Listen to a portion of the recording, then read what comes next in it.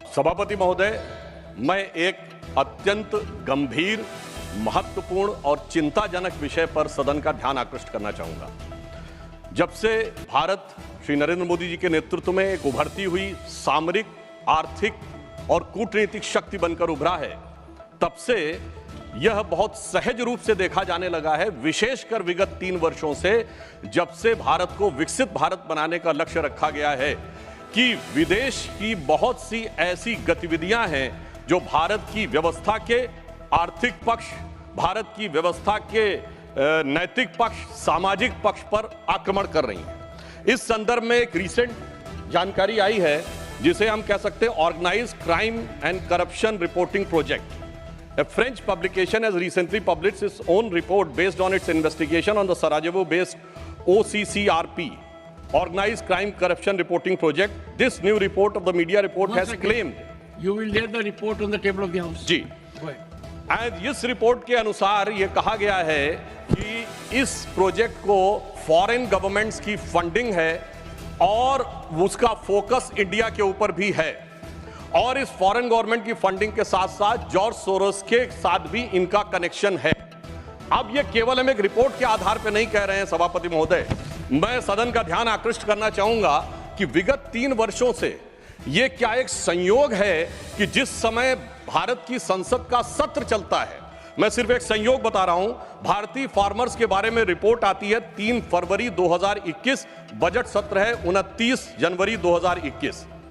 Pegasus report आती है 18 जुलाई 2021, monsoon सत्र है 19 जुलाई 2021। उसके बाद 31 जनवरी 2023 से भारत की संसद का बजट सत्र शुरू होता है और 24 जनवरी 2023 को हिंडनबर्ग रिपोर्ट आती है। जनवरी 2023 में भारत की संसद का सत्र शुरू होता है और 17 जनवरी 2023 को बीबीसी की डॉक्यूमेंट्री आती है, इंडिया द मोदी क्वेश्चन। और गंभीर महत्वपूर्ण बात है, 20 जुलाई 2023 को भारत की संसद का सत्र शुरू होता है और मणिपुर वायलेंस का वीडियो 19 जुलाई 2023, ठीक एक दिन पहले जारी होता है। पूरे सीक्वेंस में अगर हम चलें तो महोदय मैं याद दिलाना चाहूंगा कि 10 मई 2024 को कोविड वैक्सीन के बारे में एक रिपोर्ट छपती है, जिस समय भारत का चुनाव प्रचार अपने पूर्ण उसके ऊपर था। फिर अभी वर्तमान सत्र हम बताना चाहते हैं कि मानसून सत्र 22 जुलाई से 9 अगस्त के बीच में शुरू होता है और 10 अगस्त को हिंडनबर्ग की रिपोर्ट आती है। वर्तमान सत्र 25 नवंबर से प्रारंभ होता है और 20 नवंबर को अमेरिकन कोर्ट के एक अटॉर्नी की रिपोर्ट आती है एक बिजनेस हाउस के संदर्भ में। मैं सिर्फ देश के सामने बात रखना चाहता हूं।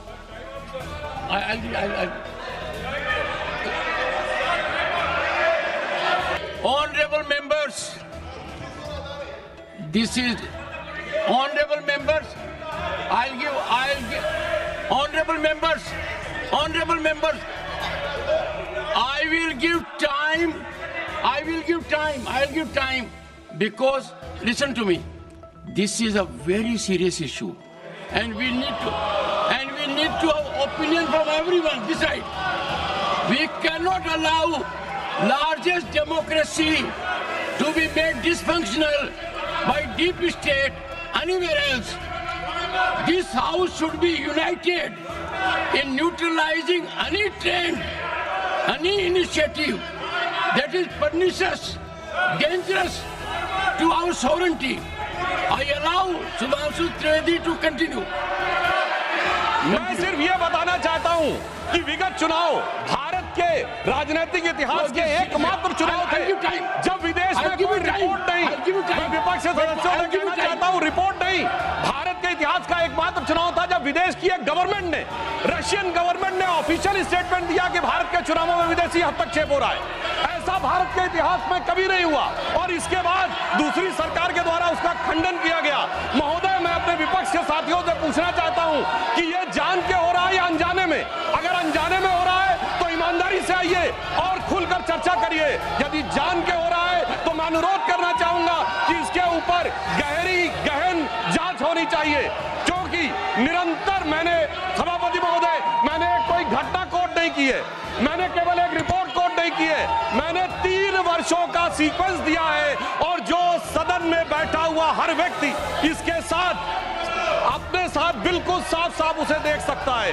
और मगर मैं यह भी कहना चाहता हूं सभापति महोदय कि जिन लोगों के दिल में यह ख्वाब है, यह बड़ी एक सहज स्वाभाविक सी बात है, जिन लोगों के दिल में यह ख्वाब है कि वो भारत को झुका लेंगे, तो मैं उनसे कहना चाहता हूं कि हम श्री नरेंद्र मोदी जी के नेतृत्व में जिस प्रकार से आगे बढ़ रहे हैं, ये मत सोचें कि विदेश से किसी चीज का आज प्रभाव पड़ने वाला। आज भारत अपने स्वाभिमान के साथ आगे बढ़ रहा है।